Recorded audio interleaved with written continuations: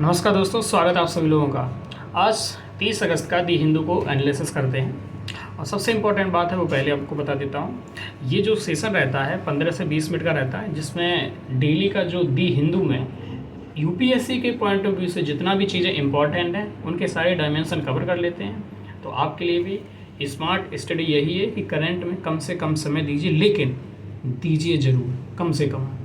उसके अलावा आप ये देख लीजिए और फिर एक मैगज़ीन फॉलो करिए, उनको मल्टीपल टाइम आप रिवीजन करिए और फिर आपका जितने भी डायमेंशन होते हैं करंट अफेयर्स के सारे कवर हो जाएंगे। आप पीवाईक्यू को आधार बनाइए, सिलेबस देखिए, पीवाईक्यू देखिए और देखिए करंट का कितना यूज है। ठीक, तो वो सारी चीज़ों को देखिए और तैयारी को ठीक से करिए। 2-2 घंटे देने से कोई फ़ायदा नहीं होगा। चलिए शुरू करते हैं। आज की 7 से 8 खबरें हैं, उन सबको देखते हैं बारी बारी। पहली है, हमारे और अमेरिका के संबंध कितने ख़राब हो गए हैं उसकी एक नज़ीर और देख लीजिए कि जो यूक्रेन और रसिया को जो प्रेजेंट में ऑनगोइंग वॉर है ना, जो वॉर चल रहा है, उसको डोनाल्ड ट्रंप ने मोदीज वॉर कहा। ये मोदी का वॉर है, मोदीज वॉर।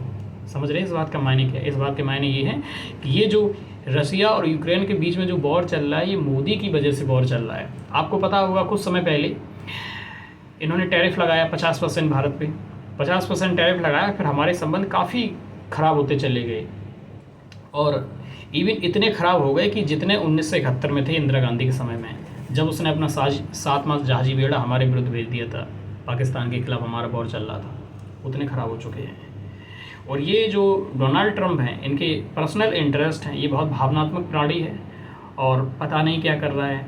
इतने ख़राब संबंध हो गए कि आने वाले वर्षों में फिर ये ठीक नहीं हो पाएंगे। और ऐसा भी नहीं है कि हमारे संबंध अमेरिका से बहुत अच्छे थे, कभी नहीं अच्छे थे। आपने देखा होगा जब हमारा देश आज़ाद हुआ था तब भी नहीं अच्छे थे और 1990 के दशक के बाद तक अच्छे नहीं रहे थे। बाद में अभी 15 से 20 वर्षों में हमारे संबंध अच्छे होना शुरू हुए थे, लेकिन अब वो फिर वैसे ही हो जा रहे हैं। तो अब यही हो रहा कि हमें क्या करना चाहिए। तो हम देख ही रहे हैं कि ब्रिक्स को मजबूत कर रहे हैं, एलसीओ को मजबूत कर रहे हैं और हम RIC का कंसेप्ट आ रहा है, रसिया, इंडिया, चाइना। ये सारे वही एंगल हैं जो बार बार आपको बता चुके हैं क्लास में। तो उन्हीं एंगल को बार बार सोचिए, थोड़ी थोड़ी अपडेट आती है उसको जोड़ते रहिए और अपना एक जो सोच है उसको डेवलप करते रहिए। ठीक, तो ये सारी चीज़ें हैं। दूसरी खबर है, इनकी इससे ये समझ में आ रहा है कि हमारे संबंध कितने ख़राब हो चुके हैं। दूसरी खबर है IIP, index of industrial production. ठीक है, औद्योगिक उत्पादन सूचकांक है। ये हर कुछ समय बाद इसको जारी किया जाता है। तो इसमें कोई डेटा नहीं देखना है, सिर्फ इतना देखना है कि इसका मतलब क्या है, कौन जारी करता है, बेस ईयर क्या है। ठीक है, देखिए ये शॉर्ट टर्म का एक इंडेक्स है, ये जारी किया जाता है। इससे क्या होता है, जो हमारी की सेक्टर हैं, की सेक्टर में उत्पादन में क्या परिवर्तन आ रहा है, उसका उत्पादन कैसा हो रहा है, बढ़ रहा है, घट रहा है, क्या सिनेरियो दिख रहा है, इन सब चीज़ों की बातें होती हैं IIP में। इंडेक्स ऑफ इंडस्ट्रियल प्रोडक्शन यानी कि औद्योगिक उत्पादन में समय समय पर क्या बदलाव हो रहा है, क्या रुझान है, ये दिखाता है।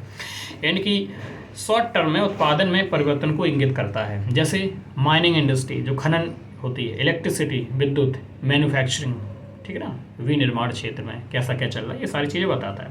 अब जारी कौन करता है, तो NSO जारी करता है। NSO का नेशनल स्टैटिस्टिकल ऑर्गेनाइजेशन। ठीक है, NSO जारी करता है। बेस ईयर क्या है, बेस ईयर याद रखना मेरे डियर फ्रेंड, 2011 से 12 है, वर्ष 2011-12 है इसका बेस ईयर। ठीक है, ओके।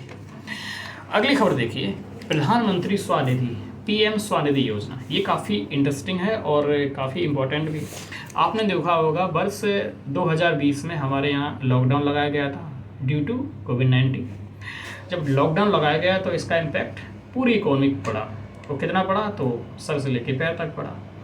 उसी में आपका जो स्ट्रीट वेंडर होते हैं, रेहड़ी लगाने वाले, ठेले लगाने वाले होते हैं, इन पे भी फर्क पड़ा। अब ये अपना दोबारा कारोबार शुरू करेंगे, कैसे करेंगे, इनके पास तो भैया 10,000-20,000 रुपये का भी लोचा होता है, वो भी नहीं हो पाता है, तो कैसे ही करेंगे। तो फिर बस 2020 में क्या हुआ, स्कीम लॉन्च की गई, PM स्वनिधि योजना। इसका मतलब क्या है, इसका मतलब था जितने भी रेहड़ी लगाने वाले हैं, रोड पर रेहड़ी पटरी पे सामान लगाने वाले होते हैं, इनको 10,000 रुपये का लोन दिया जाएगा। 10,000 रुपये दिए जाएंगे ताकि ये अपना कारोबार जो समाप्त हो चुका है, ठप हो चुका है, इसको दोबारा से शुरू कर सके। ठीक है, और इसके लिए कोई गारंटी की ज़रूरत नहीं है, भारत सरकार गारंटी दे रही है, इस पैसे को भारत सरकार गारंटी दे रही है, तो सभी को 10,000 रुपये दिए जाएंगे। और जो ये स्कीम थी, ये सेंटर सेक्टर स्कीम थी, यानी कि पूरी जो अगर इसमें कुछ भी प्रॉब्लम थी तो पूरी भारत सरकार ही देगी, सेंटर नहीं, स्टेट नहीं देगा। वो होती है सेंटर स्पॉन्सर्ड स्कीम। स्पॉन्सर तो वो करता है लेकिन भागीदारी इनकी भी होती है, लेकिन ये सेंटर सेक्टर स्कीम है। और कौन सा मंत्रालय था, मंत्रालय देख लीजिए, ministry of housing and urban affair, ministry of housing and urban affair. ठीक है, अभी क्या हुआ ये तो समझ लिया, ये स्टैटिक है, पढ़ा भी होगा आपने। अभी कुछ इसमें परिवर्तन किया गया है। परिवर्तन क्या किया गया है, पहले जो पहली किस्त होती थी, फर्स्ट टाइम में जो दिया जाता था वो 10,000 रुपये दिया जाता था, अब बढ़ा करके उसे 15,000 कर दिया। पहले 10 था, 15,000 कर दिया। दूसरा जो ट्रांच होता था वो दिया जाता था 20,000 का, अब 20,000 से बढ़ाकर ये भी 25,000 कर दिया गया। तीसरे लेवल पे जो दिया जाता था वो उतना ही रखा गया, 50,000 दिया जाता है। ठीक है, और भारत सरकार ने ये भी कहा इन लोगों से कि आप समय पे आप चुका देंगे तो आपको रेट ऑफ इंटरेस्ट है वो कम कर दिया जाएगा, ब्याज कम देना पड़ेगा। समय पे आप चुका देंगे तो आपको और दूसरी किस्त अच्छे से दे दी जाएगी, उसका ब्याज कम कर दिया जाएगा, है ना। आप डिजिटल पेमेंट करेंगे तो उसमें कुछ छूट दे दी जाएगी। तो ये सारे काम किए जा रहे हैं। और आप डेटा बताता है कि कम से कम इससे 1.15 यानी कि 1.15 करोड़ स्ट्रीट वेंडर और ये जो लोग होते हैं ये लाभान्वित हो चुके हैं इस स्कीम से। आगामी समय में 50 लाख लोगों को और फ़ायदा भी देना है, तो करीब 1.5 करोड़ से ज़्यादा लोग इससे फ़ायदा लेंगे। ठीक है, तो इतना अगर फ़ायदा ले रहा है लोग तो एक सफल स्कीम माना जाना चाहिए। लाभ क्या है इससे, लाभ इससे ये है कि इससे डिजिटल पेमेंट बढ़ेगा, क्योंकि कहा है कि डिजिटल पेमेंट करना है तो हम आपको फ़ायदा देंगे, तो डिजिटल पेमेंट बढ़ेगा। दूसरा क्या होगा, जब आप डिजिटली पेमेंट करोगे तो आप अकाउंट तो खुलाओगे ना, अकाउंट खुलवाओगे तो हो गया ना आपका फाइनेंशियल इंक्लूजन, वित्तीय समावेशन हो गया। तो एक ये फ़ायदा मिलेगा, हर एक भारत का नागरिक जो स्ट्रीट वेंडर भी है वो भी अकाउंट खुला रहा है, भारत सरकार के सीधे टच में है। जब भी उसको कुछ फ़ायदा देना होगा तो डीबीटी के माध्यम से सीधा फ़ायदा दे दिया जाएगा, कोई रिसाव नहीं होगा, बीच में लीकेज नहीं होगा। और जब डिजिटल पेमेंट बढ़ रहा है तो सरकार को आज नहीं तो कल फ़ायदा ही होगा। कैसे फ़ायदा होगा, जो इनका टैक्स का बेस है एक्सपेंड होगा, बड़ा हो जाएगा। ठीक है, आधार बड़ा होगा। तो ये सारी चीज़ें हैं, तो आप देखिए, तो ये भी इम्पोर्टेंट है, आप देख लीजिए। देखिए यहाँ पे मैं उतनी ही बातें करूँगा जितनी यूपीएससी के पॉइंट ऑफ व्यू से इम्पोर्टेंट है, नहीं तो डिस्कशन करने के लिए 2 घंटे भी कम है। एक ही जैसे मोदीज़ वॉर है, उस पर हम अमेरिका उठा लेते, इतिहास में जाते, 1947 क्या हुआ, रूस ने क्या किया, हमने क्या किया, युद्ध हुआ पाकिस्तान से बांग्लादेश, और ये सब अननेसेसरी चीज़ें हैं। आप क्या किया करिए, जो भी टॉपिक है, जैसे भारत, अमेरिका, रूस, चीन, ये 4 एंगल मेनली आ रहे हैं ना, इन सबको पढ़िए, एक बार पढ़ लीजिए, ब्रिक्स को पढ़ लीजिए, एससीओ को पढ़ लीजिए, सारी चीज़ें फिर अपडेट होती रहेंगी, फिर कोई प्रॉब्लम ही नहीं होगी, है ना। एक छोटी सी रिपोर्ट और आई है, उसको कोड करने के लिए इम्पोर्टेंट है, इसलिए इसको देख लीजिए। WHO एंड यूनिसेफ की रिपोर्ट है, पूरा नाम देख लीजिए, WHO and UNICEF report on progress and on house hold drinking water and sanitation वर्ष 2020 से 2024। इतना लंबा रिपोर्ट का नाम है, आप सिर्फ इतना कोड कर देना जब भी राइटिंग में करना। WHO और यूनिसेफ की हाउस होल्ड ड्रिंकिंग वाटर और सैनिटेशन पर रिपोर्ट है 2020-24 की, डेटा दिया गया है।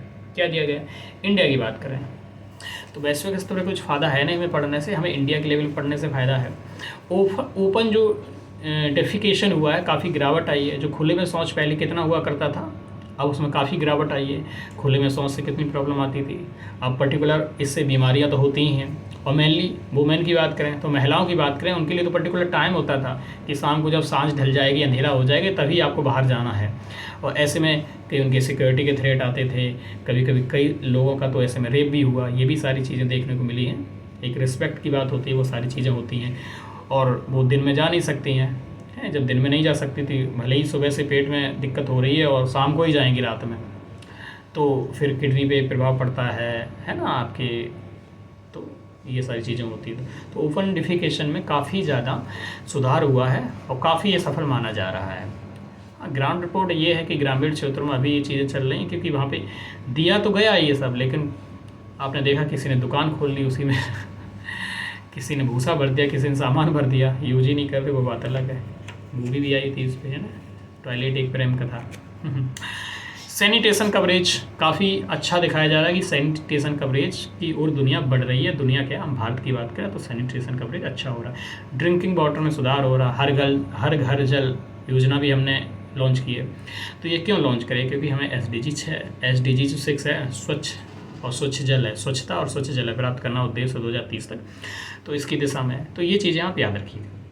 एक अगला शिक्षा मंत्रालय ने एक डाटा रिलीज किया है जिससे कहते हैं यूडाइस प्लस यानी UDISE+ डाटा रिलीज किया मिनिस्ट्री ऑफ एजुकेशन ने। इन्होंने क्या किया कि बच्चों का इनरोलमेंट रेशियो कम हो रहा है, गिरावट आ रही है। अब इनरोलमेंट रेशियो कम हो रहा है तो इनसे पूछा गया गवर्नमेंट से, तो उन्होंने जवाब क्या दिया? उन्होंने कहा कि इनरोलमेंट रेशियो इसलिए कम हो रहा है क्योंकि बच्चे कम पैदा हो रहे हैं। जो टोटल फर्टिलिटी रेट है वो 1.9 से भी नीचे गिर गया है ना। अब देखिए एक तरीके से देखा जाए, जो टोटल फर्टिलिटी रेट है 1.9, जबकि जो नेचुरल फर्टिलिटी रेट होती है, प्राकृतिक प्रतिस्थापन दर होती है 2.1 होती है, लेकिन उससे भी कम हो गया है। तो लोग कहना तो यही चाहिए कि ये फिर भी फ़ायदा ही है कि हमारी कम से कम जनसंख्या कम होगी। लेकिन ये ठीक है, जनसंख्या तो कम हो रही है, लेकिन मेन बात ये है कि ये जो कम हो रही है अवैज्ञानिक तरीके से हो रही है। आने वाले समय में हमें बहुत मतलब प्रॉब्लम्स को फेस करना पड़ा, जैसा चाइना ने फेस किया था, जापान ने फेस किया है, ठीक है। तो हमारे यहाँ आने वाले समय में यूथ बहुत कम हो जाएंगे, डिपेंडेंसी ज़्यादा बढ़ जाएगी लोगों की, जो काम करने वाले लोग वो कम रह जाएंगे। ये भी तो अपने में प्रॉब्लम है। और मेन चीज़ ध्यान देने वाली ये है कि हमारे यहाँ जो वर्तमान में जनसंख्या बढ़ रही है उसका कारण पॉपुलेशन ग्रोथ रेट नहीं है, उसका कारण है कि हमारा आधार बढ़ा है। आधार क्या होता है? मान के 100 लोग हैं और उनमें से जनसंख्या वृद्धि दर 5% है, तो 100 लोग हैं, अगले वर्ष कितने लोग हो जाएंगे? 105 हो जाएंगे, 5 बढ़ जाएंगे परसेंट, 105 हो जाएंगे। वहीं मैंने कहा कि 1000 लोग हैं, ठीक, 1000 लोग हैं और जनसंख्या वृद्धि दर कितनी है? मान लो 2% है, तो 1000 का 2% कितना हुआ? 1% 10 हुआ, 2% 20 हुआ। तो कितनी जनसंख्या बढ़ गई? 20 बढ़ गई। जबकि 2% की रेट बढ़ रही, रेट कम थी, वहाँ रेट 5 थी, वहाँ रेट 5 थी, लेकिन आधार छोटा था। भले ही ज़्यादा रेट थी बढ़ने की, तो 5 ही लोग बढ़े। यहाँ पे आधार बहुत ज़्यादा है, रेट बढ़े ही कम है, लेकिन लोग तो ज़्यादा बढ़ गए ना, 20 बढ़ गए, वहाँ 5 बढ़े। तो ये होता है बेस। तो इंडिया में बेस की वजह से बढ़ रहे हैं। तो हमें इसको सही से वैज्ञानिक बनाने की ज़रूरत है, नहीं तो फिर काफ़ी प्रॉब्लम्स को फेस करना पड़ेगा। अगली खबर है डेमोग्राफिक डिविडेंड, जनसांख्यिकीय लाभांश। देखिए ये रिपोर्ट बार बार आ रही है कि भारत अपने जो जनसांख्यिकी लाभांश है उसकी स्थिति से खोता हुआ दिख रहा है। हम डेमोग्राफिक डिविडेंड लेने की स्थिति में नहीं बचे हैं, हम नहीं ले पा रहे हैं उसको, क्योंकि इसका सीधा मतलब होता है कि हर एक देश में एक फेज़ आता है जब वहाँ पे सबसे ज़्यादा जो आबादी होती है वो होती है उसकी यूथ की। वही यूथ देश को आगे ले जाता है। लेकिन भारत में क्या हो रहा है? भारत में यूथ तो है लेकिन उनके पास स्किल नहीं है, उनके पास एजुकेशन नहीं है, तालीम नहीं है सही, उनके पास हेल्थ नहीं ठीक है, पोषण स्तर ठीक नहीं मिल रहा है, कोई भी टेक्निकल जानकारी नहीं है, ठीक है ना। तो ये बताइए, तो इसका हम डेमोग्राफिक डिविडेंड लेंगे कैसे? जनसांख्यिकी लाभांश लेंगे कैसे? इकोनॉमी को कैसे आगे बढ़ाएंगे? हमारा पाठ्यक्रम देखिए, एक एग्जांपल देख लिए, आपने BA कर लिया, आपने MA कर लिया, लेकिन आप 25,000 से 25,000 की नौकरी करने के काबिल नहीं हो। आपको 25,000 रुपये कोई नहीं देगा, भले ही आपने MA कर लिया है। MA करने में करीब 22-23 साल तो लग ही जाते हैं, 23 साल तो लग ही जाते हैं आमतौर पर।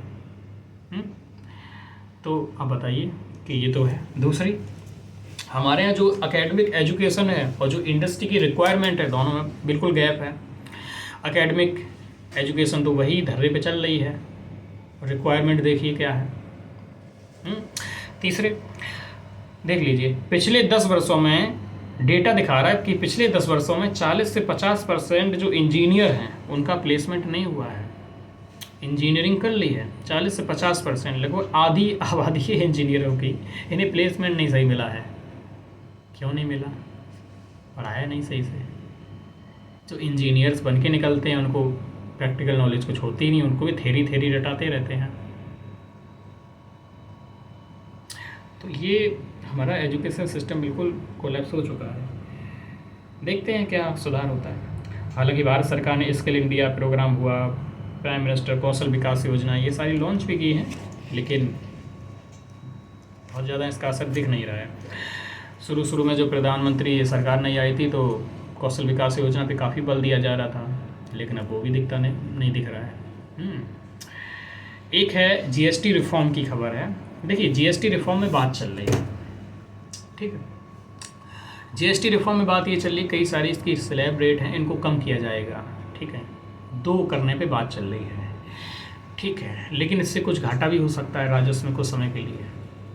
तो क्या हुआ, देखिए जब जीएसटी आई थी तब राज्यों ने कहा था कि हमको घाटा होगा, तो केंद्र सरकार ने ये कहा था कि जीएसटी आने की वजह से आपको जो भी घाटा होगा उसकी भरपाई हम अगले 5 वर्षों तक हम करेंगे, और हर वर्ष 14% की उसमें वृद्धि करेंगे, 14% की वृद्धि करेंगे, सारी भरपाई करेंगे। इसके लिए एक जीएसटी कंपनसेशन एक्ट भी आया था, जीएसटी कंपनसेशन एक्ट 2017 आया था, उसको पारित किया गया था और सेस लगाया गया।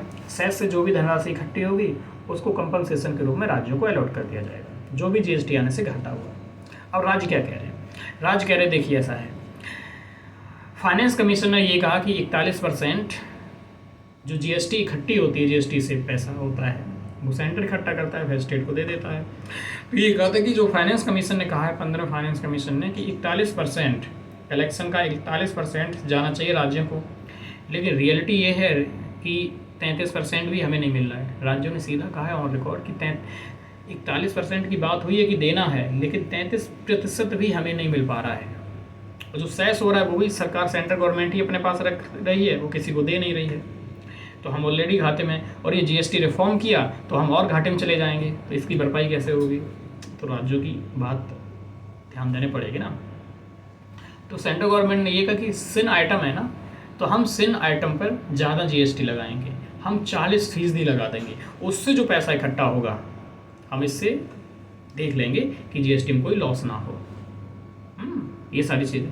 अब सिन आइटम में क्या है, सिन आइटम में आपका शराब है, लिकर वाले जो प्रोडक्ट होते हैं, आपकी विलासता की चीज़ें हैं, महंगी है ना, अफीम है, ये सब चीज़ें, बहुत सारी चीज़ें होती हैं सिन आइटम, लग्जरी आइटम होते हैं, उन पर 40% बता दिए लगा देंगे।